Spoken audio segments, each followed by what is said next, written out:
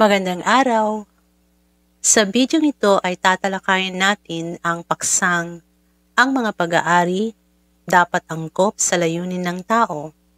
Ito ay matatagpuan sa bahaging pagpapalalim ng Module 3, Lipunang Pang-ekonomiya sa ating aklat sa edukasyon sa pagpapakatao, module ng mga mag-aaral sa grade 9, page 43 hanggang 44.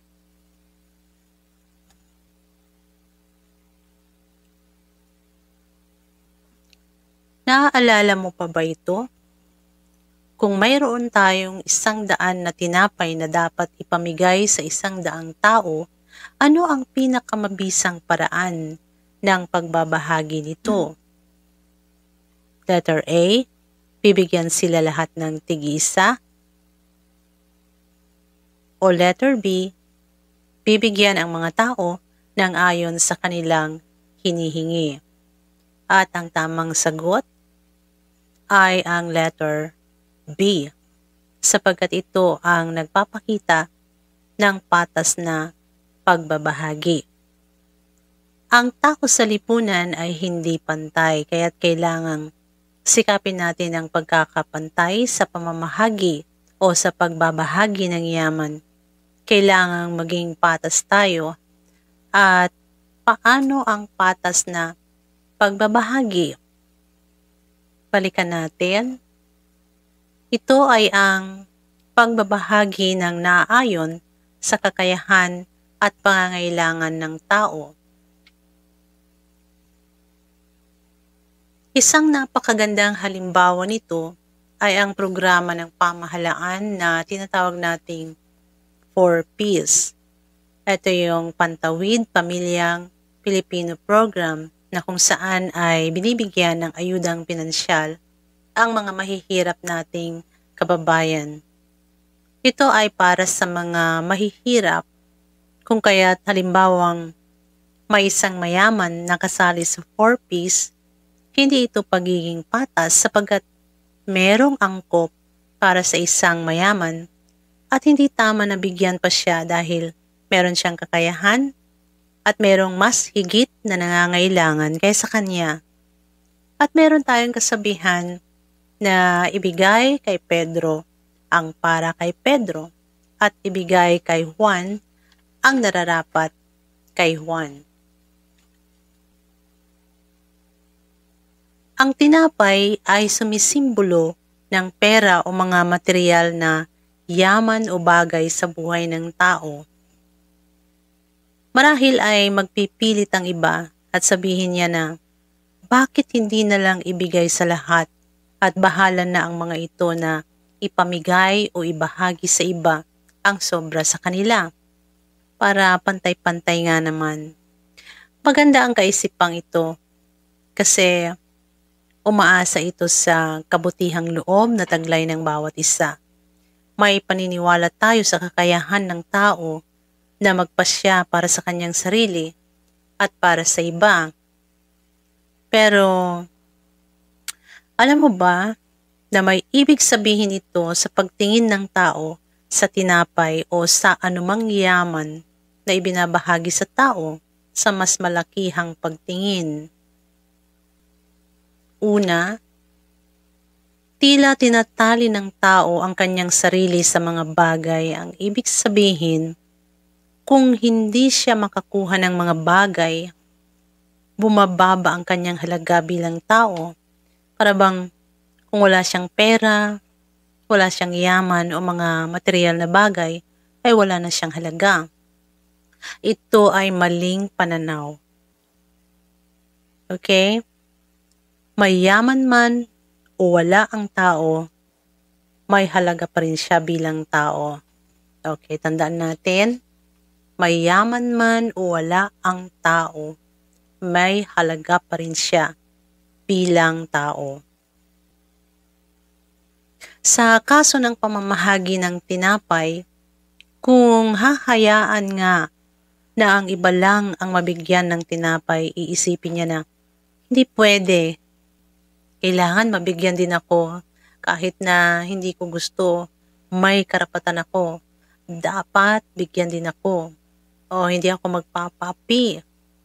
So ang pananaw na ito ay maling-mali din. Mga dapat nating tandaan, una, ang halaga ng tao kaysa tinapay. May tinapay man o wala, may halaga ang tao. Ang kunin pa niya ang tinapay kahit hindi naman niya gusto, may pagsasayang na lang ng tinapay.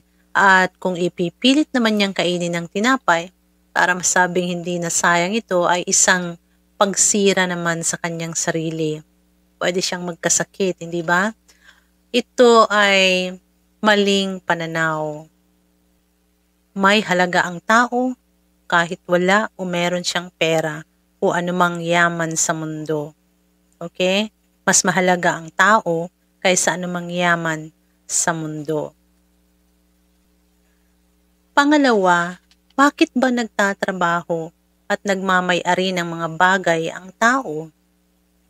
Yan ang isang napakagandang tanong. Bakit nagtatrabaho at nagmamay-ari ng mga bagay ang tao? Una, tingnan natin, para mayroong may pagyabang. Letter B, para ibandera sa ibang mga bagong kagamitan. Letter C, para may maipost sa social media. Okay, letter D, para makipagmayabangan sa iba. And letter E, para ibagsak o pahiyain ng iba. At ang huli, para makipagkompetisyon. Ano ang tamang sagot? Bakit nagtatrabaho at nagmamay-ari ng mga bagay ang tao? Ano ang sagot sa iyong palagay? Sa mga pagpipiliang ito, alin ang tama? Okay, tama ka. Walang tamang sagot. Okay? Walang tamang sagot. Dahil gumagawa at nagmamay-ari ang tao dahil nais niyang ipamalas ang sariling galing. Nagtatrabaho siya upang maging produktibo sa kanyang sarili. Ano ba ang trabaho? Ang trabaho, ang tawag natin dito sa salitang Pilipino ay hanap buhay. Ulitin natin, ang trabaho sa salitang Pilipino ay hanap buhay. Di ba napakaganda ng ibig sabihin sa Pilipino ng salitang trabaho? Ang hinahanap ng gumagawa ay ang kanyang buhay. Hindi siya nagpapakapagod lamang para sa pera, kundi para ito sa buhay na hinahanap niya. Ang kanyang pag-aari ay hindi lamang patunay ng kanyang pagpapagod.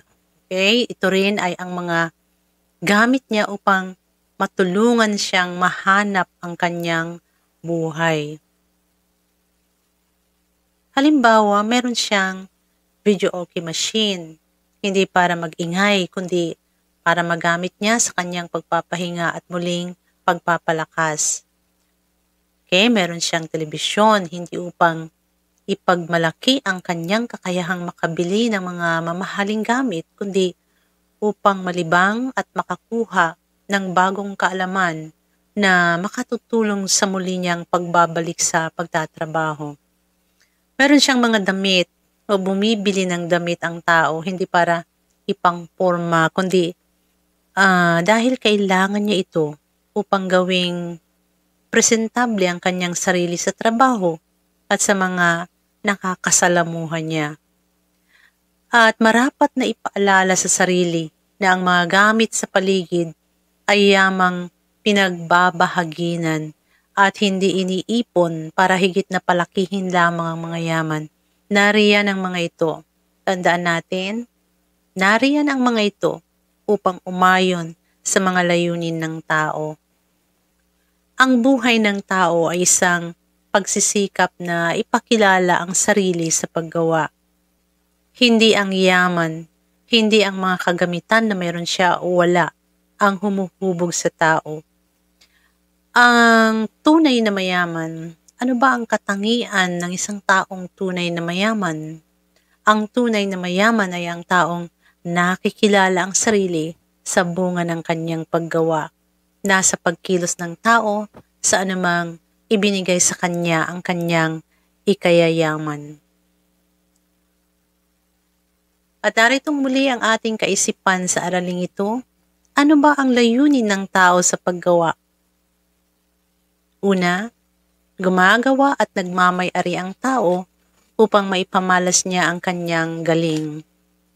At pangalawa, nagtatrabaho siya upang maging produktibo sa kanyang sarili. Dahil sa pagtatrabaho, napapaunlad ng tao ang kanyang sarili at nakakatulong siya sa pagunlad ng bansa.